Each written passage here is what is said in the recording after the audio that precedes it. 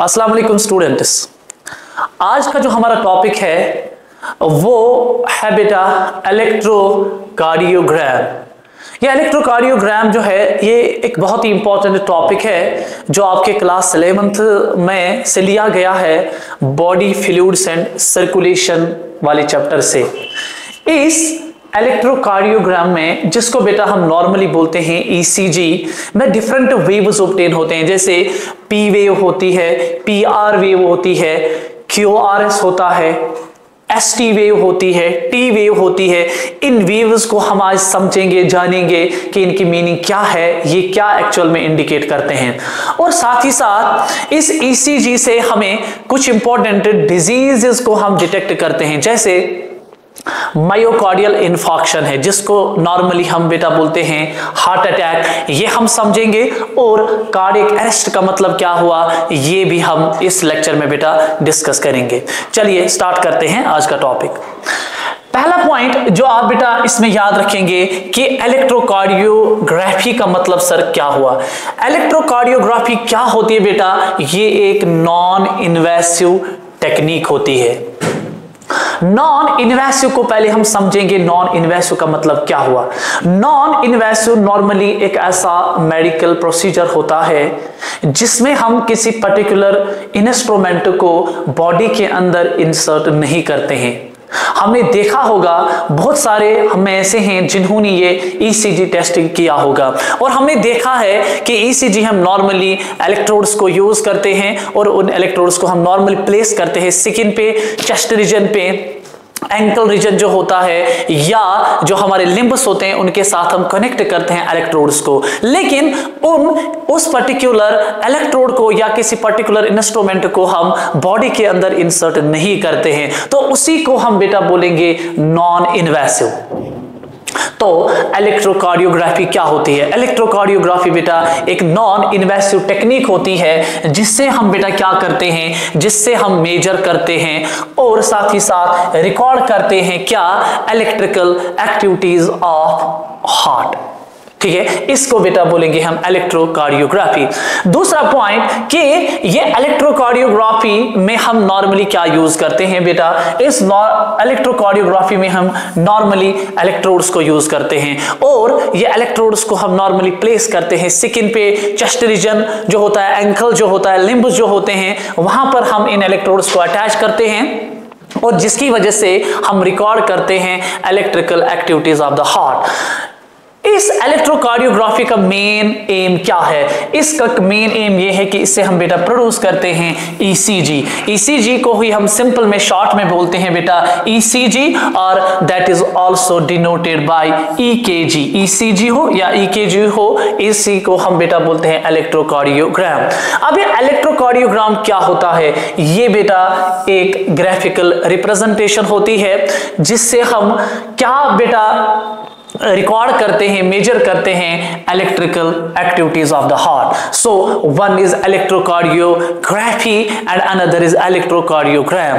Electrocardiography क्या है बेटा, ये एक नॉन इन्वेसिव टेक्निक है। नॉन इन्वेसिव, फिर से मैं रिपीट कर लेता हूं, नॉन इन्वेसिव का मतलब क्या हुआ, एक ऐसा सेट ऑफ मेडिकल प्रोसीजर जिसमें हम किसी पर्टिकुलर इंस्ट्रूमेंट को बॉडी के अंदर इंसर्ट नहीं करते हैं, उसको हम बेटा बोलेंगे नॉन इन्वेसिव। और इलेक्ट्रोकार्डियोग्राम क्या होता है, इलेक्ट्रोकार्डियोग्राम बेटा नॉर्मली होती है the graphical representation of the electrical activities of the heart. Electrical activities of the heart को हम बेटा नॉर्मली मेजर करते हैं in the form of a graph, and that graph is normally called as ECG. ECG को हम normally denote करते हैं ECG से या बेटा ईकेजी से। उसके बाद थर्ड वाला पॉइंट जो है, इलेक्ट्रोकार्डियोग्राफी को पहले किसने बेटा डिस्कवर किया था, एक वेल नोन साइंटिस्ट था, उसका नाम था बेटा एंथोविन। एंथोविन ने ही पहले डिस्कवर किया था बेटा इस इलेक्ट्रोकार्डियोग्राफी को, और इसी एंथोविन को हम बेटा क्या बोलते हैं, he is called the father of electrocardiography. Then next point, हम डिस्कस करेंगे कि ईसीजी को बेटा किसने पहले रिकॉर्ड किया था। उसका नाम था बेटा Waller. So Waller was the first scientist who has recorded the ECG. ECG को पहले जिस साइंटिस्ट ने रिकॉर्ड किया था उसका नाम था क्या बेटा, उसका नाम था बेटा वेलर। अब ये जो ईसीजी है बेटा, ईसीजी किसकी बनी हुई होती है? It is actually formed of a series of ridges and furrows as shown below। अब यही से हमारा एक्चुअल बेटा ये टॉपिक स्टार्ट होता है। ये जो है ये पिक्चर क्या दिखाती है? It is a ECG test. ये देखिए, this is the patient who is undergoing for the ECG test. She is a technician and she is performing this ECG test. और ये जो है ये ग्राफिक रिप्रेजेंटेशन जो आप देख रहे हो, इसी ग्राफ को हम बेटा बोलेंगे ईसीजी, इलेक्ट्रोकार्डियोग्राम। ओके, अब देखेंगे कि ये ईसीजी में जो ये डिफरेंट वेव्स होती है, यही बेटा हमारा एक्चुअल टॉपिक है। इसी को हम अच्छे से समझेंगे, जानेंगे कि ये वेव्स जो है ये एक्चुअल में क्या बेटा डिनोट करती है। देखिए बेटा, पहली वेव जो हम बेटा इसमें एक्सप्लेन करेंगे that is called P wave. अब पी वेव क्या होती है, ये क्या एक्चुअल में डिनोट करती है? देखिए बेटा, पी वेव वो वेव होती है ईसीजी में जो क्या डिटरमाइन करती है? Depolarisation of atria. नॉर्मली सबको पता है बेटा, ह्यूमंस के अंदर जो हार्ट होता है वो 4 चेंबर्ड होता है, consisting of 2 auricles and 2 ventricles। This chamber of the heart is called right atrium. This is called beta right ventricle. This is called left atrium, and this is called beta left ventricle. So these are the 4 chambers of what we call as a heart। अब अगर हम बात करें कि इनमें से जो ये बेटा आपका ये जो राइट एट्रियम होता है, इस राइट एट्रियम वो चेंबर ऑफ द हार्ट होता है जो रिसीव करता है इम्प्योर ब्लड को through 2 important blood vessels. This one is called बेटा सुपीरियर वेना केवा। इस सुपीरियर वेना केवा का काम यह होता है कि बेटा ये कैरी करती है impure blood from the upper body parts, like that from the head, like that from the face, like that from the neck, और उस इम्प्योर ब्लड को सीधे डाला जाता है किस वाले चेंबर ऑफ द हार्ट में? राइट एट्रियम में। ये वाली जो ब्लड वेसल है इसको हम बेटा बोलेंगे इंफीरियर वेना केवा। ये इंफीरियर वेना केवा वो वेन होती है जो बेटा कैरी करती है impure blood from posterior body parts. ठीक है ना बेटा, जो आपके पोस्टीरियर बॉडी पार्ट्स होते हैं वहां से जो ब्लड वेसल कैरी करेगी इम्प्योर ब्लड को, जिसका दूसरा नाम है डीऑक्सीनेटेड ब्लड, उसी को हम बेटा बोलेंगे इंफीरियर वेना केवा। अब ये इंफीरियर वेना केवा और ये सुपीरियर वेना केवा है, ये कौन सा ब्लड बेटा ले आती है? ये ले आती है इम्प्योर ब्लड। अब ये इम्प्योर ब्लड कौन सा chamber of the heart receive करता है? उसको हम बेटा बोलेंगे राइट एट्रियम। मैंने आपको समझाया है काफी बार क्लासेस में कि ये जो राइट एट्रियम बेटा होता है इसके अंदर क्या होता है? इसके अंदर एक इंपॉर्टेंट नोड होता है। इस नोड को हम बेटा क्या बोलेंगे? इस नोड का नाम है sino auricular node. This is called SA node। इस साइनो ऑरिक्यूलर नोड का दूसरा नाम है, this is also called as the pacemaker of the heart. Pacemaker of the heart इसलिए बेटा इसको बोलते हैं क्योंकि यही से बेटा क्या होता है? यही से बेटा ऑरिजिनेट होता है कार्डिक इंपल्स। यही से बेटा ऑरिजिनेट होता है आपका कार्डिक इंपल्स। ठीक है ना बेटा। अब अगर हम देखें बेटा ये साइनो ऑरिक्यूलर नोड किसका बना हुआ होगा? ये बेटा एक्चुअल में सेल्स का बना हुआ होता है। अब अगर हम बात करें कि अभी इस राइट एट्रियम में ब्लड नहीं आया है, उस टाइम अगर हम देखें कि ये जो साइनो ऑरिक्यूलर नोड की ये जो सेल होगी ये क्या होगी? ये मैंने साइनो ऑरिक्यूलर नोड से बेटा ये सेल निकाली। ठीक है ना बेटा। अभी हम देखेंगे कि मतलब इनर इनसाइड ये क्या होगी बेटा, इनसाइड ये ऐसे करके होती है इलेक्ट्रोनेगेटिव, ये वाली सेल। बाहर ये क्या होती है बेटा, बाहर ये होती है इलेक्ट्रोपॉजिटिव। इस वाले सेल को हम बेटा क्या बोलेंगे, this cell is actually called as the polarized, this is actually called as the polarized cell. और ये जो ये पोलराइज्ड सेल है, अगर मैं बेटा इसको वोल्टमीटर कनेक्ट करूं तो ये आपको एक पोटेंशियल देगा। उस पोटेंशियल को हम बेटा क्या बोलेंगे, उस पोटेंशियल को हम बेटा बोलेंगे resting potential, that is called बेटा रेस्टिंग पोटेंशियल। तो as the name indicators, that means ये वो सेल है जो ये इंडिकेट ये करती है कि अभी हार्ट का जो ये साइनो ऑरिकुलर नोड है, अभी ये बेटा काम नहीं कर रहा है, अभी ये इसकी जो सेल्स है वो रेस्ट में है। एट दैट टाइम अगर आप सेल देखोगे तो वो इनसाइड इलेक्ट्रोनेगेटिव होती है और बाहर वो इलेक्ट्रोपॉजिटिव होती है। अब हम देखेंगे कि ये इलेक्ट्रोनेगेटिव अंदर क्यों है और बाहर ये इलेक्ट्रोपॉजिटिव क्यों है। क्योंकि अंदर a very special pump is actually responsible for the proper functioning of the heart, and that pump is actually called as a sodium potassium pump. उसको हम बेटा बोलेंगे सोडियम पोटेशियम पंप।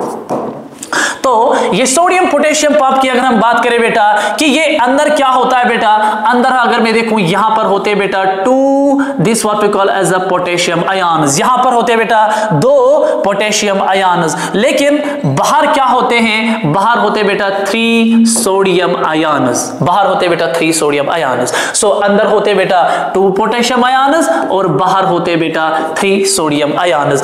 अब बाहर 3 सोडियम आयन्स है, इसी की वजह से ये इलेक्ट्रोपॉजिटिव बाहर होता है, अंदर ये इलेक्ट्रोनेगेटिव इसलिए है क्योंकि अंदर आपके पास 2 पोटेशियम आयन्स होते हैं। तो ये वाली सेल को हम बेटा बोलेंगे रेस्टिंग सेल। अब क्या होता है, एक बार क्या हुआ बेटा, एक बार ये इस सुपीरियर वेना केवा के थ्रू और इंफीरियर वेना केवा के थ्रू बेटा इंप्योर ब्लड आया। जब इंप्योर ब्लड यहां से आया तो ये साइनो ऑरिकुलर नोड जो है, इसकी एक इंपॉर्टेंट प्रॉपर्टी होती है, ये होता है बेटा ये होता है बेटा ऑटो रिदमिक, ये होता है बेटा ऑटो रिदमिक। तो क्या होता है कि ये जो अभी मैंने आपको सेल दिखाई, इसके प्लाज्मा मेम्ब्रेन पे एक इंपॉर्टेंट पंप नॉर्मली प्रेजेंट होता है, एक चैनल प्रेजेंट होती है, I can say, and that for example again this is that cell, it was inside, it was like that, inside it was electronegative and outside बेटा ये क्या था, ये इलेक्ट्रोपॉजिटिव था। अब जो ही इसमें ब्लड आया तो इसके प्लाज्मा मेम्ब्रेन पे बेटा एक चैनल प्रेजेंट होती है, उस चैनल को हम बेटा बोलेंगे, ऐसे करके मैं अगर दिखाऊं, इस चैनल को हम बेटा बोलेंगे सोडियम वोल्टेज गेटेड चैनल। तो ये वाली जो चैनल है दिस इज कॉल्ड बेटा SODIUM, दिस इज कॉल्ड बेटा sodium voltage, this is called sodium voltage gated channel. अब यही चैनल जो है ये बेटा क्या होती है, ये बेटा ओपन हो जाती है, जिसकी वजह से जो सोडियम आयन्स बाहर ज्यादा थे वो बेटा क्या करते हैं, उनकी इनफ्लक्स हो जाती है। जब इनफ्लक्स हो जाता है तो सोडियम अंदर आ जाता है, जब सोडियम अंदर आया तो क्या हो जाता है, ये अंदर उस रीजन में क्या बन जाता है, ये इलेक्ट्रोपॉजिटिव बन जाता है, और बाहर अब ये क्या बन जाता है, बाहर ये ऐसे करके इलेक्ट्रोनेगेटिव बनता है। तो इसी वाले स्टेट को हम बेटा बोलेंगे डिपोलराइजेशन। तो डिपोलराइजेशन में फिर से बताऊंगा, डिपोलराइजेशन का मतलब क्या हुआ, ये बेटा आपके पास अब सेल है, रेस्टिंग जब में ये थी उस टाइम ये अंदर इलेक्ट्रोनेगेटिव थी और बाहर ये इलेक्ट्रोपॉजिटिव थी, लेकिन जो ही इंप्योर ब्लड आया through superior vena cava and inferior vena cava तो सोडियम चैनल ओपन होती है, जिसकी वजह से इनफ्लक्स होता है सोडियम आयन्स का। एज अ रिजल्ट ये अंदर क्या बन जाती है, अब ये बन जाती है ऐसे करके इलेक्ट्रोपॉजिटिव अंदर, और बाहर ये ऐसे करके बन जाती है इलेक्ट्रोनेगेटिव। इसी वाले स्टेट को हम बेटा बोलेंगे डिपोलराइजेशन। अब डिपोलराइजेशन से क्या होगा सर, डिपोलराइजेशन से एक पोटेंशियल जनरेट होता है, उसी पोटेंशियल को हम बेटा बोलेंगे एक्शन पोटेंशियल।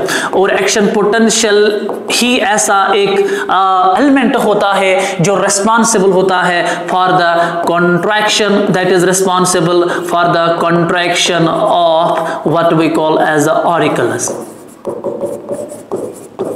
ठीक है ना बेटा, तो वही लिखा है इधर। इसका मतलब ये हुआ, ये जो पी वेव है, ये पी वेव एक्चुअल में क्या रिप्रेजेंट करती है? It represent the depolarization of the atria. Atria का मतलब ये हुआ कि यहां पर आपका राइट एट्रिया है, राइट एट्रियम है, और यहां पर आपका बेटा लेफ्ट एट्रियम है। ये दोनों के दोनों इनमें डिपोलराइजेशन होती है। जब डिपोलराइजेशन होगी तो उसकी वजह से सिस्टोल होगा। सिस्टोल का मतलब क्या हुआ? सबको पता है सिस्टोल का मतलब ये हुआ कॉन्ट्रैक्शन ऑफ द ऑरिकल्स।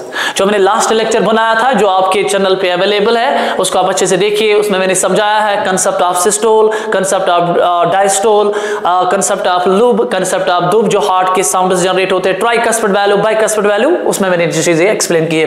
तो अब क्या होगा बेटा कि राइट एट्रियम और लेफ्ट एट्रियम की बेटा कॉन्ट्रैक्शन होगी। जब कॉन्ट्रैक्शन होगी तो ब्लड जो है, blood will be now supplied to these chambers of the heart. What is this chamber of the heart? This is called बेटा राइट वेंट्रिकल, ठीक है ना बेटा? And this is what called, this is called left ventricle. So in short, how is P wave produced? P wave in the ECG represents what? It represents the depolarization of the atria. Depolarization से क्या होगा कि ये जो atria है इनकी बेटा contraction होगी। जब contraction होगी तो blood will be then pushed to another chambers of the heart, like that of the right ventricle, like that of the left ventricle. लेकिन सबसे important point, यहाँ इसमें जो ये blood होगा common sense से, ये कौन सा blood होगा? अगर मैं आपसे पूछूं, ये होगा बेटा डीऑक्सीजनेटेड ब्लड। लेकिन इस साइड ये कौन सा ब्लड होगा बेटा? ये होगा oxygenated blood. This will be the oxygenated blood. Oxygenated blood उस ब्लड को बोलते हैं जिसके अंदर जो ऑक्सीजन की कंसंट्रेशन होती है वो काफी ज्यादा होती है। डीऑक्सीजनेटेड ब्लड उस ब्लड को बोलते हैं जिसमें कंसंट्रेशन जो कार्बन डाइऑक्साइड की होती है वो काफी बेटा ज्यादा होती है, ठीक है? This is the concept of this what we call as a P wave. उसके बाद यहां पर ये वाला जो रीजन है, this you know this what is this is called, this is actually called as a P R interval. इसको हम बेटा बोलेंगे पी आर इंटरवल। अब हमें बताना होगा, समझना होगा कि ये पी आर इंटरवल क्या एक्चुअल में बेटा रिप्रेजेंट करती है। देखिए बेटा, सबको पता है कि हार्ट का जो एक्चुअली कंडक्शन सिस्टम होता है, कंडक्शन सिस्टम कौन कौन बनाता है? अगर मैं लिखूं यहां पर तो we have for that we have the sino auricular node, फिर होता है बेटा AV node. Sino auricular node को हम बेटा बोलेंगे heart space maker. AV node को हम बेटा बोलेंगे पेस सेटर। उसके बाद होता है बेटा बंडल ऑफ हिज, BOH में लिख लेता हूं शॉर्ट में, बंडल ऑफ हिज। और फिर होता है बेटा क्या? Purkinje's fibres, those are called Purkinje's fibres. ये चारों मिलके क्या बनाते हैं? हार्ट का कंडक्शन सिस्टम बनाते हैं।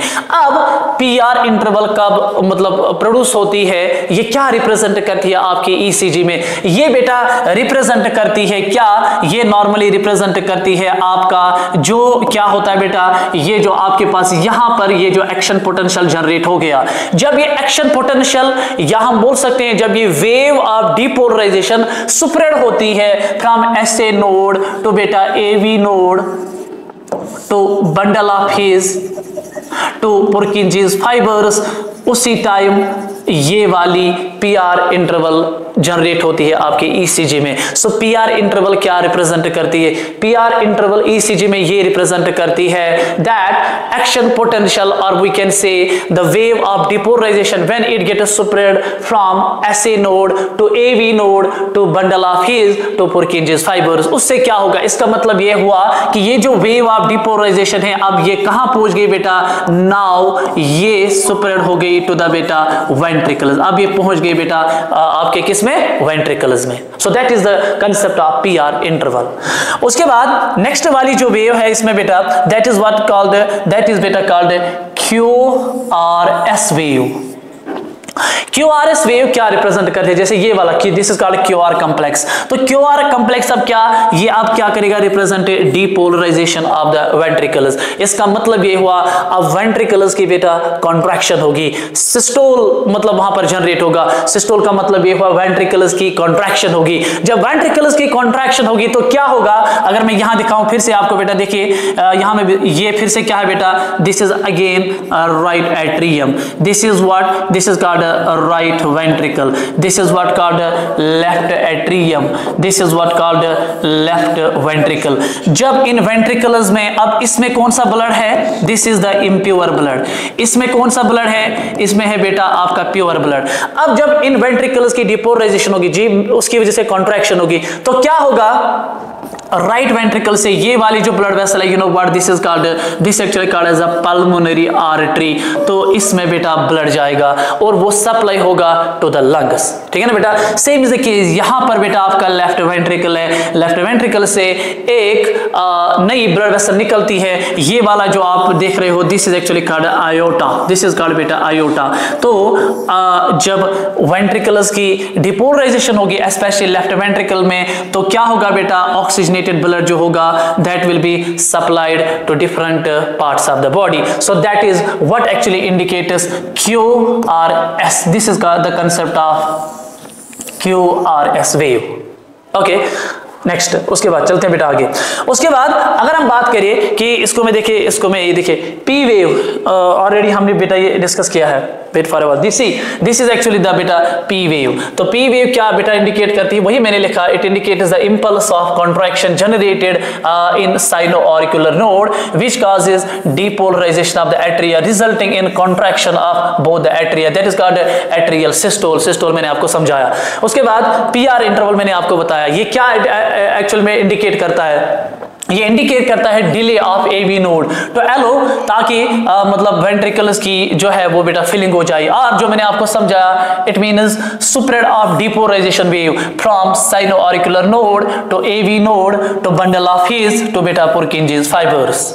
ये चारों मिलके हार्ट का कंडक्शन सिस्टम बनाते हैं. उसके बाद क्यूआरएस वेव मैंने आपको समझाया. क्यूआरएस वेव क्या इंडिकेट करती है? It indicates the depolarisation of ventricles resulting in ventricular systole. QRS wave represent करती है आपके ईसीजी में कि वेंट्रिकल्स में बेटा कॉन्ट्रैक्शन होगी इनकी. जब इनकी कॉन्ट्रैक्शन होगी तो ब्लड जो है that will be ejected out through pulmonary artery. Pulmonary artery supply किसको ब्लड करेगी? लंग्स को. कौन सा ब्लड होगा? इम्प्योर ब्लड होगा. एंड आयोटा क्या करेगा? इट विल सप्लाई द बेटा oxygenated blood to different parts of the body. अब देखिए, अब कुछ इंपॉर्टेंट पॉइंट्स है इसमें. अगर बेटा ये जो आपके पास है, ये अगर बेटा क्यू और आर, ये जो आपके पास क्यू एंड आर वेव है, अगर क्यू एंड आर वेव बेटा एनलार्ज होती है, मतलब अगर ये ऊपर की तरफ मतलब आती है, तो ये इंडिकेट करेगी एक इंपॉर्टेंट डिजीज को. Almighty Allah save us from that, and that is called बेटा heart attack. Heart attack is also called as a myocardial. See why it is called myocardial? Myocardial is related with a special heart muscle and that heart muscle is called myo. उसको हम बेटा बोलेंगे myocardium. हमने पढ़ा है कि heart की जो मसल्स होती है उसके जो लेयर होते हैं, बाहर वाली लेयर एपिकार्डियम होती है, मिडल वाली लेयर मायोकार्डियम होती है, अंदर वाली लेयर बेटा एंडोकार्डियम होती है. तो मायोकार्डियम में क्या होता है? Myocardial is a term that is related with myocardium of the heart. Infarction का मतलब क्या हुआ? इन्फॉक्शन का मतलब ये हुआ कि जब आपके हार्ट को ब्लड सप्लाई अच्छे से नहीं मिलेगी, तो जब ब्लड सप्लाई आपके हार्ट मसल्स को अच्छे से नहीं मिलेगी तो कॉमन सेंस है बेटा उनकी क्या हो जाएगी बेटा? वो हार्ट की जो मसल्स है उनकी बेटा डेथ हो जाएगी. तो इन्फॉक्शन का मतलब यही हुआ. इसीलिए मैंने इधर लिखा है infarction means what? Infarction means obstruction of the blood supply. That means जो ब्लड सप्लाई है आपके हार्ट को, वो उसको सप्लाई नहीं हो रहा है वो मतलब ब्लड. तो obstruction of the blood supply to an organ by thrombus. Thrombus का मतलब क्या हुआ? फॉर एग्जांपल हमें पता है कि हमारे जो ब्लड वेसल आपके हार्ट को नॉर्मली ब्लड सप्लाई करती है, that is no what that is called, that is बेटा called as a coronary, that is बेटा called as a coronary artery. उसको हम बेटा बोलेंगे करोनरी आर्टरी. मान लीजिए बेटा अगर ये करोनरी आर्टरी है, अगर इसी करोनरी आर्टरी में क्या हुआ? क्लॉट डेवलप हो गया, थ्रोम्बस बन गया. अगर इसमें ये क्या हो गया? फॉर एग्जांपल ये ऐसे करके ये क्लॉट बन गया, जिसको हम बेटा बोलेंगे थ्रोम्बस. तो क्या होगा? यहां पर मान लीजिए बेटा आगे आपका बेटा, मान लीजिए ऐसे करके मैं बनाऊं रफली, तो मान लीजिए बेटा यहां पर ये हार्ट है, तो फिर आपके हार्ट को बेटा ब्लड नहीं मिलेगा. जब हार्ट को ब्लड नहीं मिलेगा तो कॉमन सेंस है उसके अंदर जो मसल्स होंगे, वो जो सेल्स होंगे बेटा, उनके बेटा डेथ हो जाएगी. उसी वाले को हम बेटा बोलेंगे हार्ट अटैक और MI भी इसको हम बेटा बोलेंगे, MI में शॉर्ट हम बोलते हैं, या मायोकार्डियल इन्फॉक्शन, ठीक है ना बेटा। वही मैंने लिखा है, which occurs due to formation of blood clot in the coronary arteries. Coronary artery वो आर्टरी होती है जो ब्लड सप्लाई करती है आपके हार्ट को, thus no blood flow occurs in heart. इसका मतलब ये हुआ जब ये क्लॉट बनेगा तो blood will not be supplied to the heart, as a result of which the muscles the cells of the heart they will die out. So तो इसका मतलब क्या हुआ, अगर Q एंड R आपको कॉम्पिटिटिव एग्जाम में कल पूछा ये जाएगा, अगर Q and R wave indicate, अगर वो एनलार्ज बेटा होती है तो ये किस डिजीज को इंडिकेट करता है, तो you have to mark down heart attack और what we call as MI। उसके बाद नेक्स्ट वाली जो इसमें वेव है, that is also most important, that is actually called as a बेटा ST interval, that is called बेटा ST इंटरवल। ये ST इंटरवल क्या एक्चुअल में इंडिकेट करता है, ये इंडिकेट करता है interval time between depolarisation and repolarisation of ventricles. अब इसके क्या मतलब हुआ वो मैं आपको समझाऊंगा with the help of that diagram. देखिए बेटा, देखिए बेटा, तो यहां पर ये जो है दिस इज वेरी इंपॉर्टेंट, ये आपके पास this is actually called as a ST, ये वाला जो है this is actually called as a ST interval. ये ST इंटरवल कुछ डिजीजेस को इंडिकेट करता है, वो हम देखेंगे जानेंगे। पहले ST इंटरवल का मतलब क्या हुआ, ST इंटरवल भी बेटा क्या रिप्रेजेंट करती है, ये भी रिप्रेजेंट करती है डीपोलराइजेशन, ये भी बेटा रिप्रेजेंट करती है डीपोलराइजेशन ऑफ वेंट्रिकल्स। अब जब, लेकिन अब सर QRS में भी आपने बताया मतलब इसकी डिपोलराइजेशन होती है वेंट्रिकल्स भी, यहां पर भी आप बोल रहे हो ST इंटरवल में डिपोलराइजेशन होती है वेंट्रिकल्स की, लेस यस इसमें भी यही होता है, लेकिन डिफरेंस ये है इसमें ब्लड जो है वो इजेक्ट होता है बेटा क्या, स्लोली, मतलब स्लोली ब्लड आपके वेंट्रिकल से बाहर जाता है, वही इंडिकेट करता है बेटा आपका ST इंटरवल। अब अगर मान लीजिए बेटा ये ST इंटरवल ऊपर की तरफ आ गई तो ये इंडिकेट करेगी एक टाइप ऑफ डिजीज को, अगर ये बेटा फॉर एग्जांपल मान लीजिए बेटा नीचे की तरफ ही आ गई तो it indicates another type of the disease. तो अगर ये ऊपर की तरफ आती है तो it indicates one disease and that disease is what called, उसी को हम बेटा बोलेंगे MI, that is called myocardial infarction. तो अगर ये ST इंटरवल एनलार्ज होती है तो इट इंडिकेट्स मायोकार्डियल इन्फॉक्शन। अगर ये बेटा नीचे की तरफ आती है मीन्स टू से अगर ये ST इंटरवल डिप्रेस होती है तो वो इंडिकेट करती है और एक डिजीज, उस डिजीज को हम बेटा बोलेंगे angina, that is called angina pectoris, that is called बेटा angina pectoris, another very important disease. Angina pectoris में क्या होता है, जिस पेशेंट को ये एंजाइना पेक्टोरिस होता है उसको persistent and severe chest pain होती है, ठीक है ना बेटा। So it is characterized by severe and persistent chest pain, ठीक है ना बेटा। अब ये कैसे होता है सर बताइए, ये एंजाइना पेक्टोरिस कैसे होता है, वो इसलिए होता है बेटा क्योंकि यहां पर ऑक्सीजन की सप्लाई जो है बेटा, ऑक्सीजन की सप्लाई आपके हार्ट को अच्छे से नहीं मिलती है। इसका मतलब ये ऑक्सीजन सप्लाई जो है ना वो बेटा क्या होती है, वो बिल्कुल स्टॉप हो जाती है, वो आपके हार्ट के मसल सेल्स को नहीं मिलती है, एज ए रिजल्ट उनको severe and persistent chest pain होती है, उसी डिजीज को हम बेटा बोलेंगे angina pectoris. This is very important for your competitive examination. कल आपके नीट में ये पूछा जाएगा अगर ST इंटरवल एनलार्ज होती है तो वो किस डिजीज को इंडिकेट करती है, अगर वो डिप्रेस होती है तो किस डिजीज को इंडिकेट करती है, दैट इज कॉल्ड बेटा angina pectoris.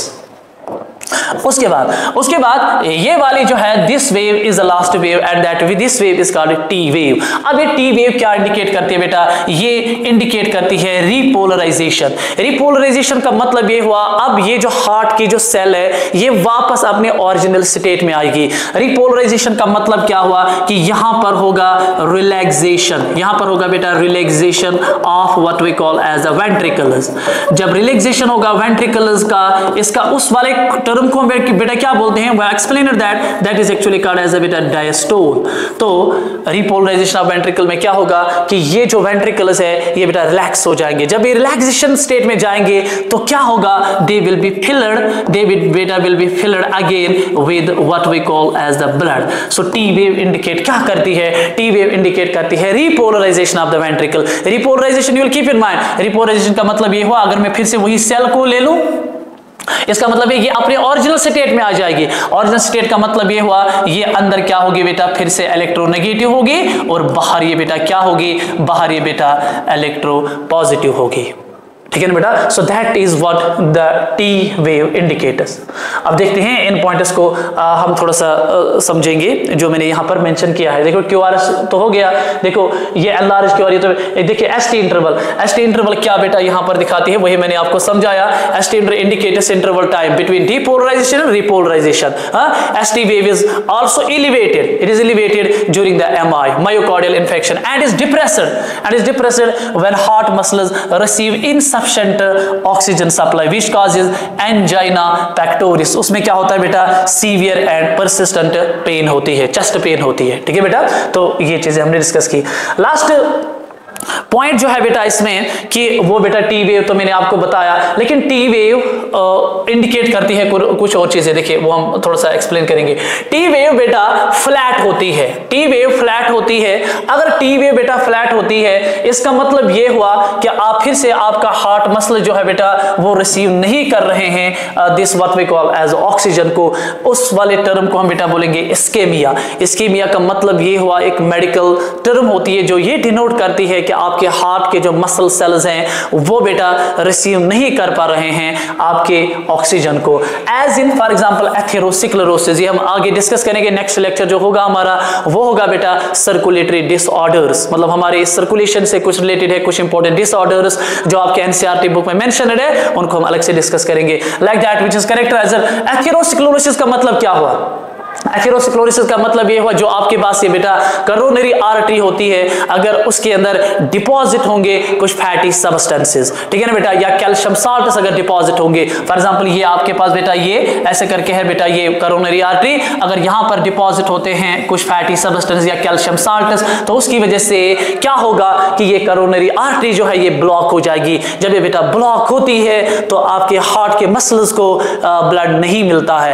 As a result वहां की जो उस हार्ट की जो वो सेल्स होती है उनकी बेटा डेथ हो जाती है। तो दैट इज कॉल्ड बेटा एथेरोस्क्लेरोसिस व्हिच इज कर। इसीलिए हमें क्या करना पड़ेगा, फैटी फूड जो है उनको हमेशा कम कंज्यूम करना है, क्योंकि जितना जितना बेटा फैटी फूड ज्यादा कंज्यूम करोगे इसका मतलब ये हुआ कि कोलेस्ट्रॉल की लेवल जो है वो हमारे ब्लड के अंदर बढ़ रही है। जब कोलेस्ट्रॉल की लेवल ज्यादा बढ़ेगी वो डिपॉजिट हो जाएगा on the walls of blood vessels and that can cause the MI means बेटा हार्ट अटैक। ठीक है बेटा, तो वही मैंने लिखा है which is characterized by excessive deposition of fatty substances like tag. Tag इसका मतलब क्या हुआ, ट्राई एसाइल ग्लिसराइड्स। टैग का मतलब क्या हुआ, टैग होता है बेटा most abundant lipid in our body. Tag is made up of tag is equal to it is made up of 3 fatty acids plus 1 molecule of glycerol। इसी को बेटा बोलेंगे try means 3 fatty acids that are linked with 1 molecule of glycerol। तो यही deposit होते हैं on the walls of blood vessels. उसके बाद ईसीजी वेव जो है अगर ये बेटा फ्लैट होती है, अगर ये बिल्कुल फ्लैट होती है तो वो क्या इंडिकेट करती है, वो इंडिकेट करती है और एक इंपॉर्टेंट डिजीज को almighty Allah save us from that is called बेटा कार्डियक अरेस्ट। जब कार्डियक अरेस्ट में क्या होता है कि हार्ट जो है वो बेटा स्टॉप करता है, वो अब बीटिंग नहीं करता है, वो हार्ट बीट नहीं करता है। नॉर्मली आप याद रखेंगे कि heart beat, 1 heart beat is equal to 1 heart beat किसका बना हुआ होता है, 1 heart beat is equal to 1 systole plus बेटा 1 diastole, this is 1 heart beat. तो अगर आपका हार्ट जो है almighty Allah save us from that, अगर हार्ट अच्छे से बीटिंग नहीं करेगा, अगर उसकी हार्ट बीटिंग बिल्कुल स्टॉप हो जाएगी तो क्या होगी, उस वक्त क्या होगा, कार्डियक अरेस्ट होगा। तो कार्डियक अरेस्ट में क्या होगा बेटा, नॉर्मली वो जो पर्सन होता है उसकी बेटा क्या होती है, उसकी बेटा होती है death. Thank you. Inshallah, in next video, we will discuss the different diseases that are actually associated with our circulation. Thank you.